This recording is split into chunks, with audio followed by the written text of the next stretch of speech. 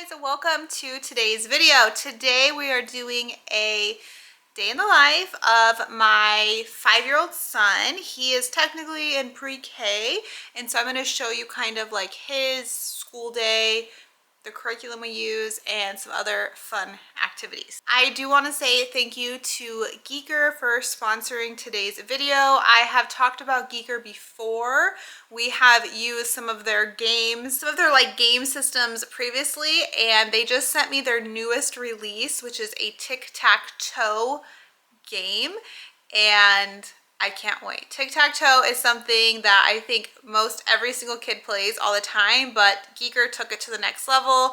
Kids can play by themselves, kids can play with a sibling or a friend. I can't wait. These are very helpful throughout like our homeschool days or traveling, because even though like, yes, they're kind of electronic, like they need batteries and there's lights, it's not like a video game or like a tablet. It's a interactive game that keeps them busy and occupied. So I'll be sharing more about the new release from Geeker soon. I have everything linked down below if you are interested in checking out their newest release. But let's jump in to our homeschool day with my 5-year-old son. All right, so I want to make this like as realistic as possible. So to be completely transparent, it is 12:09. So I just started my work lunch break. I normally take my work lunch break around 12, and that is normally when I do school with my son, is on lunch break. So he is eating lunch.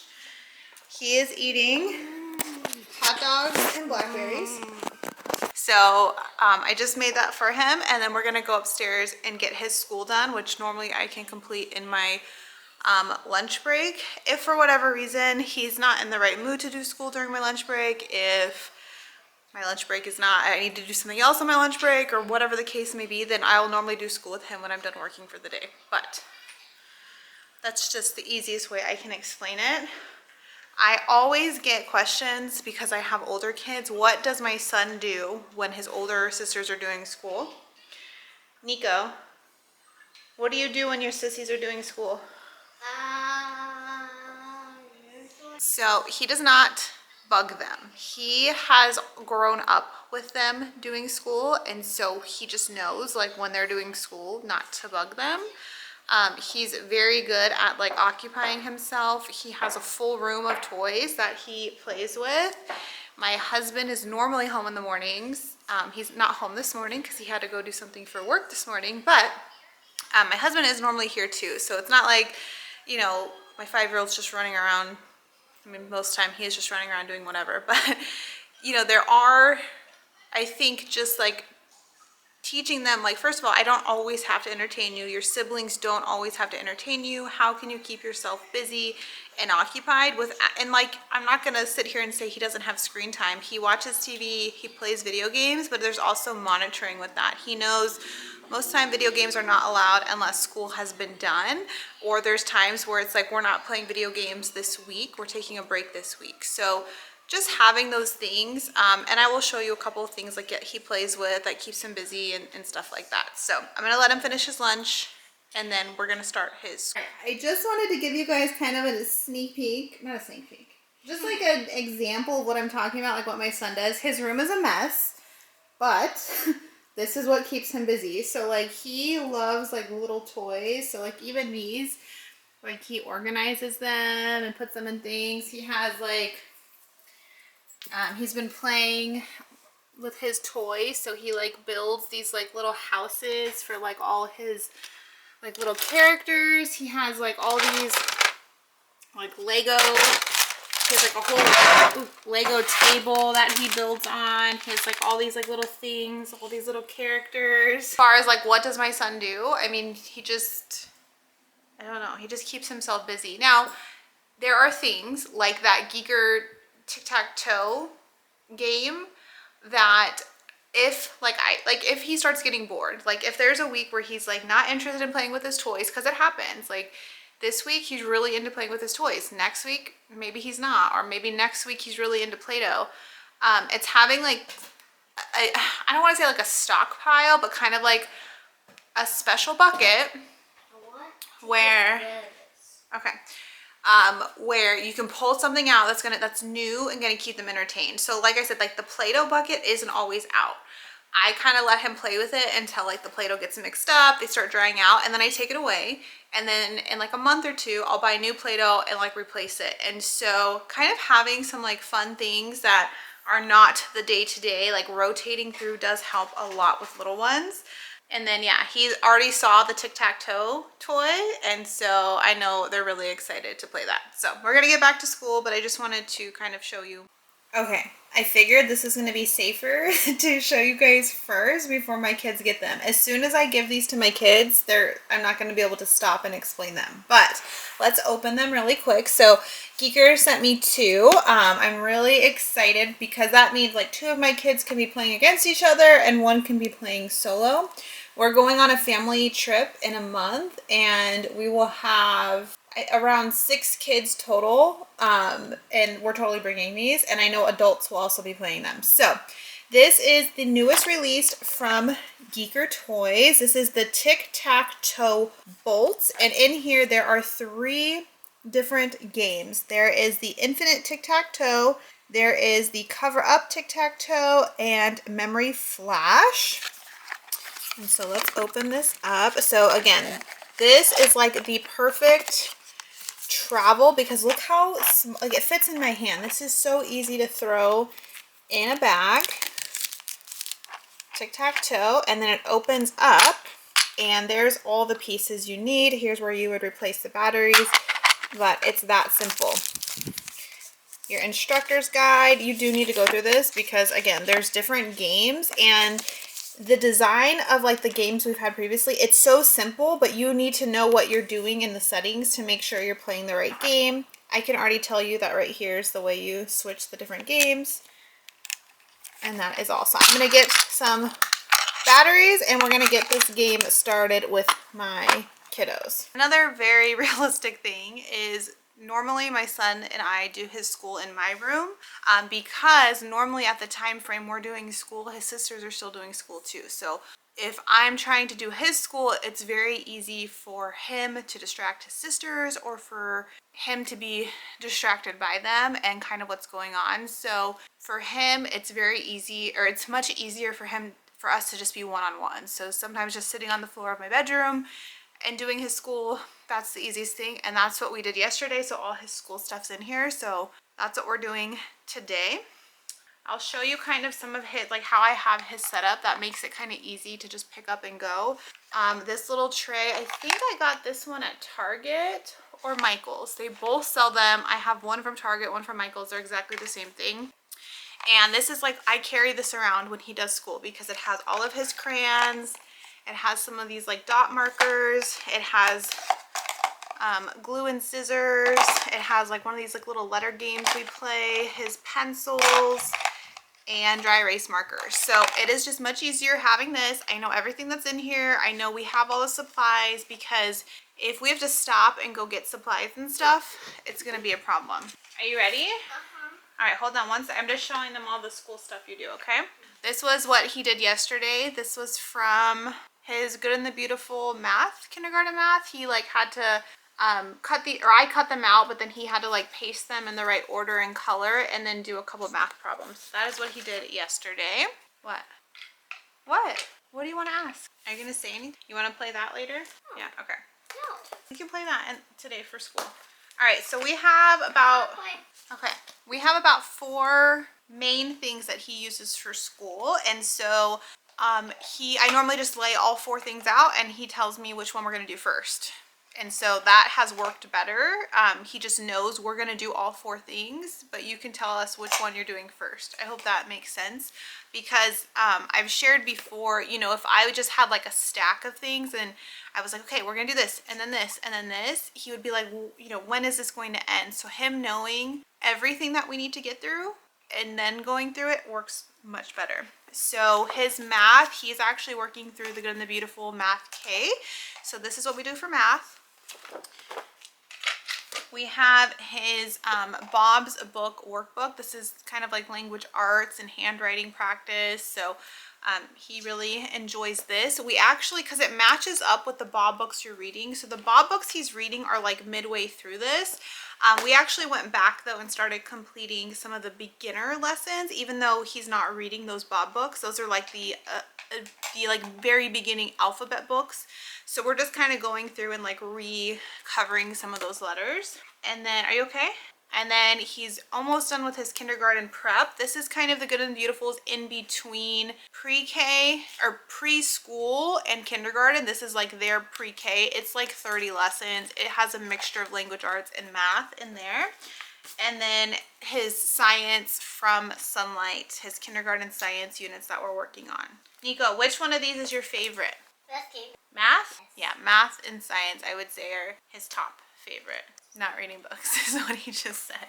Even though he's really great at reading books, he would prefer to do math or science for sure. What we're going to do first, because he saw these in that bin I was just showing you, is this is a letter match game from, I think, this book. So basically we play it kind of like Go Fish. So there are the capital letters and then the lowercase letters, and you have to see if you have a match, and whoever gets their letters matched first wins. You're going down. He definitely loves games. Okay. Especially Harry Potter. So I'm going to give each of us 5 of the capital letters. Okay, so we each have 5 capital letters, and then what we do is we're trying to find the lowercase match, and whoever gets their 5 lowercase matches first wins. All right, you can go pick first. Okay. Who has an R? I don't have an R. Wait. Oh. No, it's R. You're right. Oh, yeah. What sound does R make? R. R. Okay. My turn. K. K. Who has K? No. Does anyone have K? No. I do. You do. What sound does K make? Okay. Did you win? Yes. What sound does M make? Mm. Good job. You won. Give me all the yellow cards. All right, now what are we going to do next? Pick your next book that we're going to do. I don't know what we should do. Okay, pick one of your books that we need to do, please. This one. Okay. I mean, not this one. Okay. This one. Math. All right. Okay, listen to Mom. We're going to start at number 30 and count to 50. So say 30. 30, 40. No, just 30 and then 30. I know. 41, 42, 43, 44, 45, 46, 47, 48, 49, 40. 41, 42, 43, 44, 45, 46, 47, 48, 49, 50. Good job. And then tell me what colors these are. Red, black,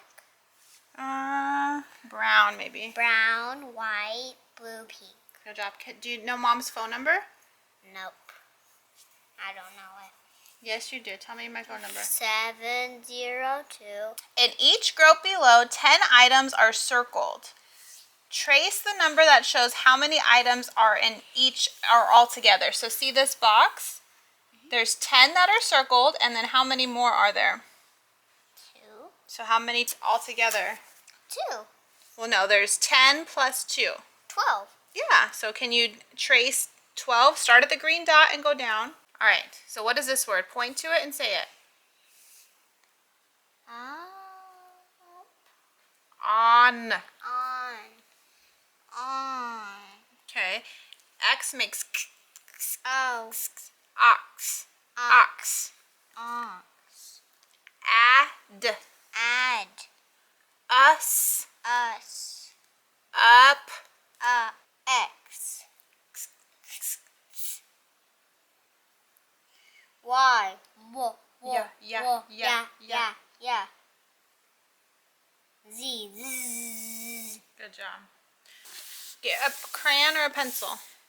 Right here. All right. What is this? Ant. Trace the letter that ant starts with. All right. Trace A.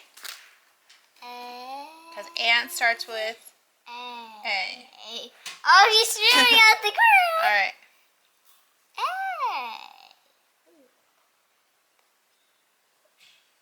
All right. What is this? B. Bear. B. Yep. Hi, Iggy. Why is she so like pokey? Because she's a reptile. She has scales. Scales? What are scales? That's what we're going to learn about. Alright, and then do the next one. Apple A. Yeah. You saw, this is Iggy. Okay. I'm holding her with a towel because she has very, very sharp claws. So No, this is our bearded dragon. Iggy. No. Look at her. She's She can have her own channel. She loves people and attention. she's gonna. We've had Iggy for 4 years. Yeah. We got her when she was a baby lizard because we got her from like someone that was getting rid of her.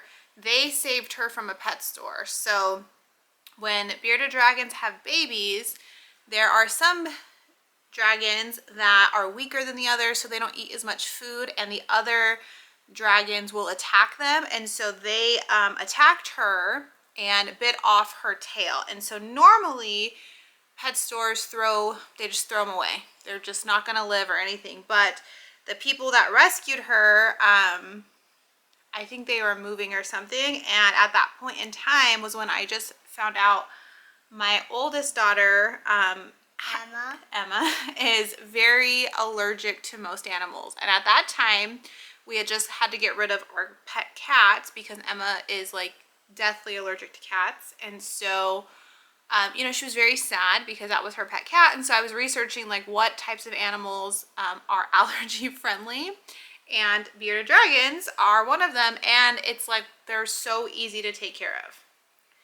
Like the lowest maintenance animal I could even tell you. I don't know if it's for all reptiles. I just know Iggy, bearded dragon, that's her name, but bearded dragons are very low maintenance. When they're babies, you do have to feed them a lot. When she was a baby, she had to eat like live bugs all the time, and so that was definitely an adventure. But once they get to be adults, they need more like vegetables and stuff in their diet, and so, you know, she only eats like once every few days now, if that. She's probably like 5 years old now. She's very chill and laid back, and I thought it would be funny to bring her on because those of you that have been around, you know, when Nico did his ant unit, we bought ants, and so many of you were like, oh, so are you gonna get a reptile for the reptile unit? And I was laughing because I was like, no, I don't have to, because we already have a pet bearded dragon. So it has been really fun though for Nico to learn about reptiles and then be able to actually have one.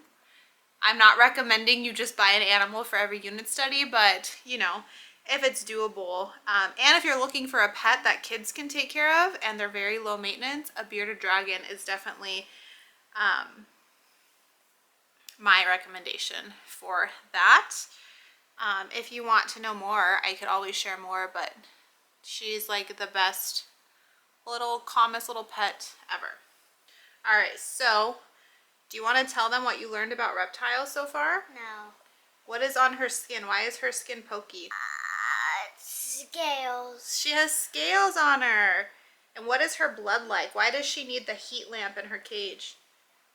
I don't know. Remember, she's cold. She's cold. She's cold-blooded. What's cold-blooded? Remember, that means that they need the sun and heat to keep them warm. You remember that? All right, so do you want to hold her while I read the story? Yeah. Getting around. Lots of reptiles have very unusual ways of moving around. Some geckos climb walls and ceilings in people's houses. They climb so well because they have sticky ridges on their toes. What? This lizard is a green basslick, and it can run across the water. Look, this lizard can walk on water. Look, Iggy's reading the book. Oh, this is a flying dragon. Has flaps of skin attached to its tummy. It can open up and help it fly. Whoa, Can Iggy fly? No. Can she walk on water? No. No. She She can't. That's crazy. Excuse me, ma'am. Excuse me, ma'am. Where are you going? Special skills. Some reptiles have special skills that help them find things to eat. A snake can taste the air with its tongue. What? This tells the snake if there is any prey nearby. All right, so that was all the pages we had to read in our book. All right, and now we're going to do our worksheet, okay? Hello, Iggy. Hello. He's looking at the camera. Why is there one pointy part here but the rest are not? Because that's just her dragon. That's just how her body was made. So some of her's pokey, but it's actually not super pokey if you rub her the right way. Huh. Yeah, you're not that scary. Look at her. You're not that scary. You think you're scary, but you're not scary. You're a sweetheart. Okay. So look, we're gonna match these with the reptile. So remember this gecko? Remember, look how it's crawling on the walls? How can this gecko crawl on his walls? What does it have that's special? Sticky on his feet. Sticky paws. Which one of these pictures shows the stickiness? Sticky. Okay, can you draw a line from that to that? All right. What about this lizard? What can this special lizard do? Walk on water. It can walk on water. So that means it goes here. Yep. And what about this one? Remember, this one has skin on its belly to help it fly. Excuse me, ma'am. Stop. She's trying to eat anything that's green. This one, the basilisk lizard, can go right here. But where's this go? Why does a snake flick its tongue in and out? Because it... Remember, so it can taste. And that was how, ooh, she's getting out. That's how easy our science lesson was. And with our bearded dragon friend. I'm holding on to her with you. Okay. So technically school is done for Nico. That's simple. I mean, obviously we had a special guest and I had to pause a little bit. But Special guest. I mean, normally it's Special like guest. 20 minutes. It's normally like 20 minutes of like solid school time. So we're gonna get his school cleaned up, and then I'm gonna give the kids their new tic-tac-toe games because I still have work to get back to. So, all right, so we got our new toys out. I'm gonna put the batteries in them. Very simple, just 2 AA batteries. Okay, so we're gonna turn it on, and we're gonna go to this mode, which is infinite tic-tac-toe head-to-head mode. Okay, and so this means ready. And Wait, do you need it for your cross? oh, this one you don't need any pieces. Okay, I'm like, why am I so confused? Okay, hold on. X is first, so touch where you want your first X to be. All right, now Mila.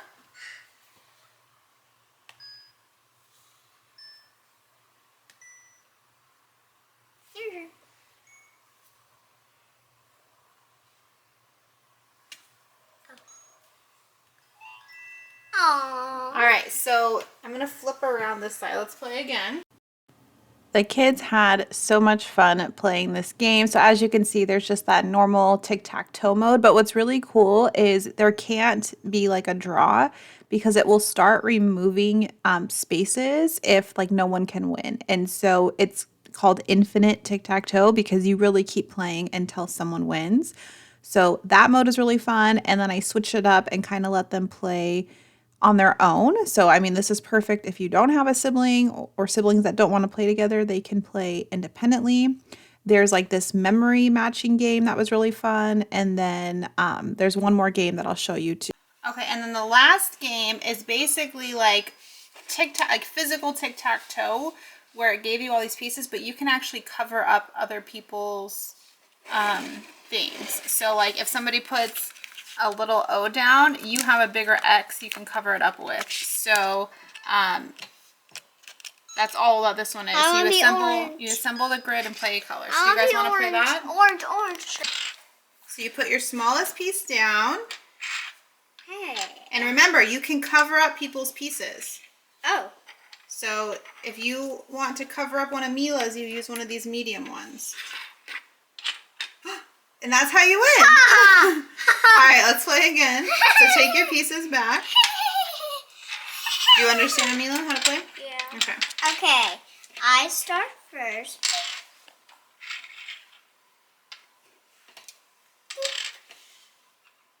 They're still playing their tic-tac-toe games. I think it's really fun that there's like all the different game options. You can play multiplayer, single player, you can play with the like lights and sounds, or you can play with like the grid, but like a new way of tic-tac-toe, which is really fun. And then you got a glimpse of specifically my pre-K. I mean, I didn't go super into the curriculum. I feel like I've done that before, but again, I think the biggest question I get asked is what he does while my kids are doing school, and I think I kind of showed you guys and gave you some examples. Thank you, Geeker Toys, for sending us these new tic-tac-toe bolts. And I have everything linked down below. I do believe I have a discount because these are a new release of a product. So that is all linked down below. If you have questions about my pre-K curriculum, my pre-K day, if you want to see a curriculum more in depth, leave that down below in the comments. Have a great day, guys. Bye.